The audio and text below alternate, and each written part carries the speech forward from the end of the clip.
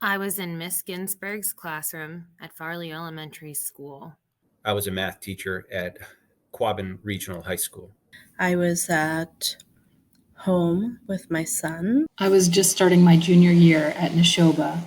I was a freshman at UMass Amherst. I had just moved in. I was a freshman at the University of Tampa. No dia 11 de setembro de 2001, eu tinha 20 anos e estava no segundo ano da universidade, a estudar educação. I was in my third year of being a guidance counselor at Weston High School. Yo terminaba de enseñar una clase de inglés en Colombia. I was teaching world cultures and history at Hudson High School. I was in Tuscany, Italy. Brian E. Sweeney was a New York City fighter. It was a job he was destined to do from the day he was born.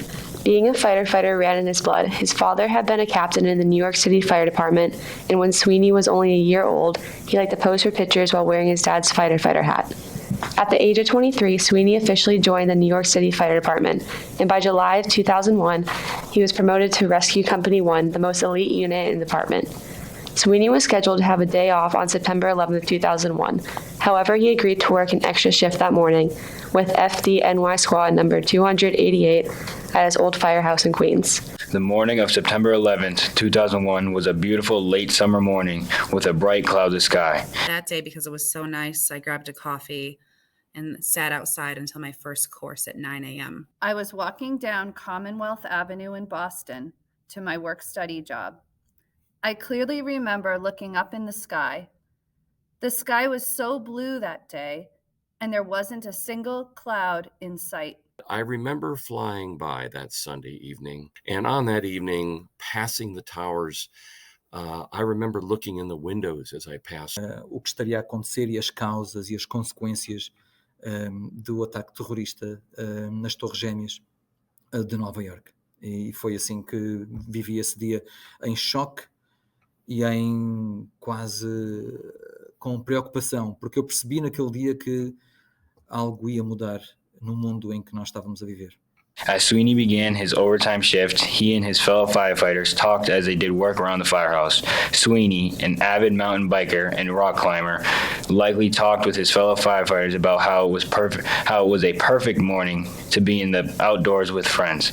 As they talked and laughed, they heard the noise of a low-flying plane and then felt an earth-shattering blast.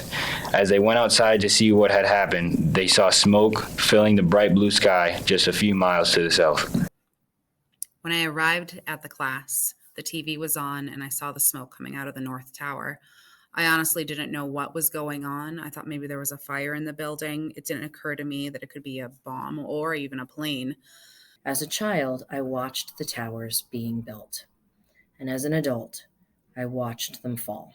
The explosion they heard was from American Airlines Flight 11, which was hijacked by Al-Qaeda terrorists after leaving from Boston's Logan Airport and was crashed into the North Tower of the World Trade Center. Immediately, the firefighters of Squad 288 jumped in their fire truck and rushed towards the towers. Upon arriving at the World Trade Center, they were among thousands of firefighters, police officers, and EMTs responding to the alarm. But shortly after the second plane hit, we knew something that was not right. My kids were in elementary school and my wife went to pick them up. And there were so many parents going to pick them up that day because everybody was afraid. Is the next bombing going to happen here? Is the next plane going to crash here? I watched it live as the two towers collapsed, and I could see everything that was going on. Teachers and students started to congregate in the library, and we all watched the second plane fly into the second World Trade Center tower together. And we watched all the footage throughout the rest of the day. There was a sense of helplessness that I felt, and I think all my colleagues felt. Shortly after Squad 288 arrived at the World Trade Center, terrorists crashed United Airlines Flight 175 into the South Tower. My best friend lived in New York City at the time, and I was so worried about her. She only had a pager because there were no cell phones, or not a lot of them. And so I wasn't able to get in contact with her, but I was able to call the pager, and she was able to leave a message so that everyone that tried to page her could hear that she was okay. My roommate was from New York City, and we actually had our TV as our alarm, and we always had it on the news. And so I literally woke up to the news that a plane had crashed into the World Trade Center. I went in to get ready for class in the bathroom. I came out and I made the comment and said, "Oh my gosh, they're replaying the plane hitting one of the towers." And my roommate just looked at me and said, "No, Erin, that is the second plane to hit." My roommate said to me, "There's a terrorist attack on America." And I was confused because I just got up and she had the TV on. And so we together watched the second plane hit. I was listening to National Public Radio and people were like, "Oh my gosh, oh my God, what's happening?" So I pulled the car over and I just sat and listened in awe. When I heard it on the radio, in the van, I had 13 Spanish students, kids from Spain that were staying with host families here in Hudson. And we were going to spend a day of tourism there in Boston. Going home that evening, I waited and waited and waited because my wife, Heather, had worked in Boston at the time, and she was locked in a bunker on One Financial. At that time, I couldn't get a hold of her. I didn't know what was happening. So many other things had changed. There was lockdowns everywhere. I remember getting home from school that day, and both of my parents were in the living room with the television on, which was very strange because my mom never watched television. I knew that something must be really wrong. All day long, the kids at work, the 6 and 7-year-olds, were asking me, why would planes crash into buildings? Did they run out of gas?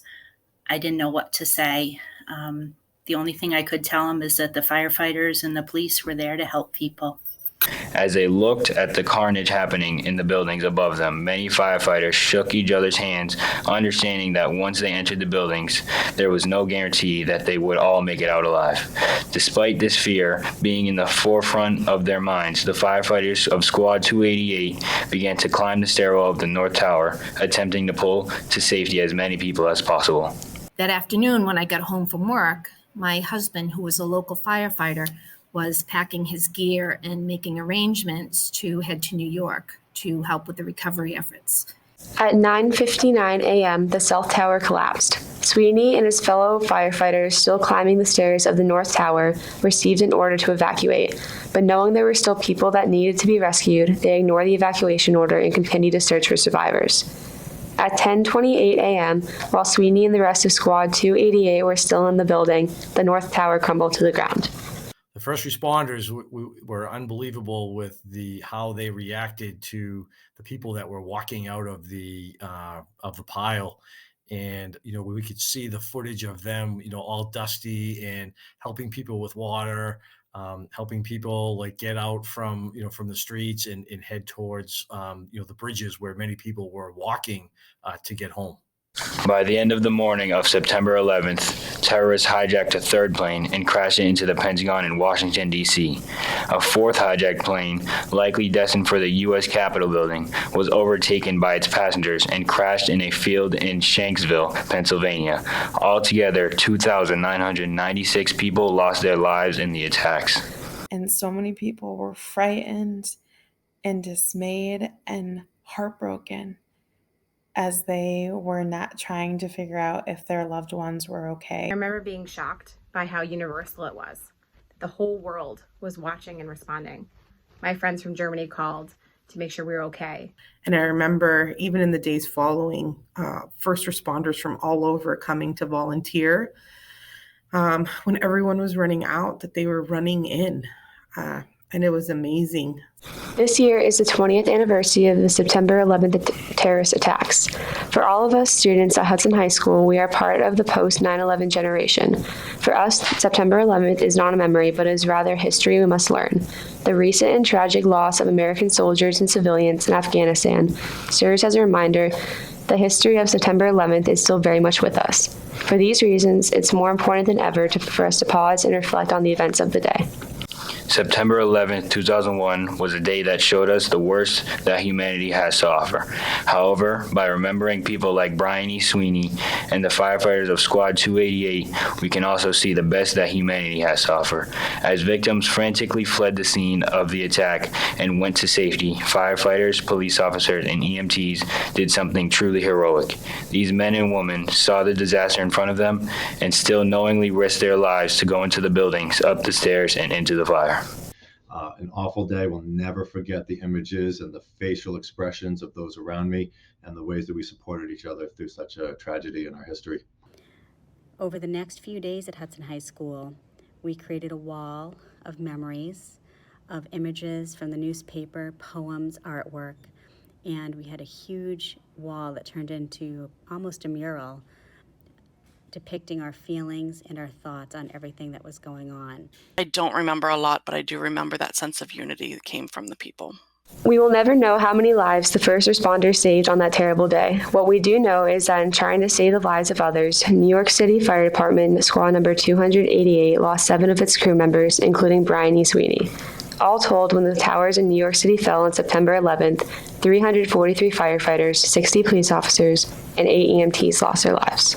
I remember seeing thousands of people filling the streets of New York City, rushing away as fast as they could from the Twin Towers. And as they were running in one direction, fleeing the scene of the attack, I remember seeing so many dozens of firefighters rushing towards the danger. And that's an act of heroism that I will always remember. On a day like September 11th, we also remember other examples of bravery that we have witnessed firsthand and closer to our home. Today, we can remember how Boston's first responders heroically rushed toward the danger in the aftermath of the Boston Marathon bombings in 2013. And we can remember the acts of service that our local first responders do on a daily basis to keep us safe in our small town of Hudson. Most importantly, I'll remember all the people who ran towards the problem and who helped, and neighbors who came together, and how it was such a moment where we all really pulled together as a country and helped one another. I remember in the aftermath how people came together and supported one another and helped one another. There was just this sense of feeling of unity, that it didn't matter who you were, what political party you were a part of. Everyone just came together and tried to help one another.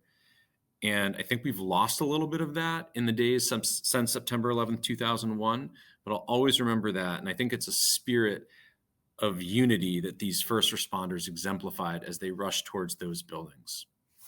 Marked by death and destruction, a day like September 11, 2001 can be a devastating day in the history of America. However, in remembering a day like this, we can find hope, resilience, and unity. In the face of the most unimaginable conditions, the first responders who answered the call on 9/11 can teach and show us so much. By remembering their actions, we can find strength, faith, hope, and love. Each class has note cards, which you can use to write a letter of thanks to a first responder. You can write to a local first responder from Hudson or to someone from Boston or New York City. These letters will help those individuals know that even though September 11th is now part of our history, we appreciate what they do and the risks they take each day on our behalf.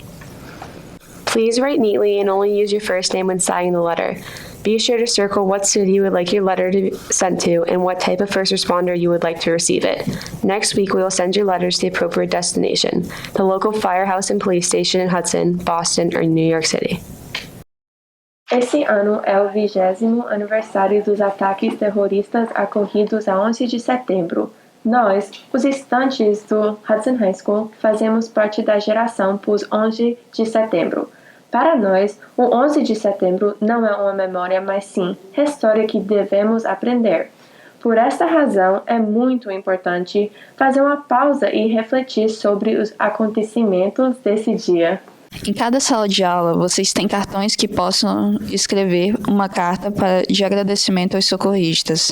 Vocês podem escrever uma carta de agradecimento a um socorrista local, de Hudson, ou para um socorrista de Boston ou de Nova York. Essas cartas ajudarão as pessoas a saber que, embora o 11 de setembro faça parte do passado e da nossa história, apreciamos e agradecemos o trabalho que fazem diariamente para nos ajudar y socorrer. En tu clase te entregarán una tarjeta de la que podrás escribir una nota de agradecimiento para un integrante del servicio de emergencia. Puedes dirigir tu mensaje para un integrante del servicio de emergencia de Hudson, de Boston o de la ciudad de Nueva York. Tu mensaje hará saber a esas personas que aunque el 11 de septiembre hace parte de nuestra historia, nosotros apreciamos lo que hacen al asumir los riesgos que enfrentan todos los días por nosotros. Por favor, escribe tu primer nombre lo más claro posible cuando firmes la carta. Asegúrate de encerrar con un círculo el nombre de la ciudad a la que quieres que envíen tu mensaje y especifica el tipo de trabajador del servicio de emergencia al que quieres enviar tu mensaje. Los mensajes serán enviados la próxima semana a la estación de bomberos local, a la estación de policía en Hudson, en Boston o en la ciudad de Nueva York.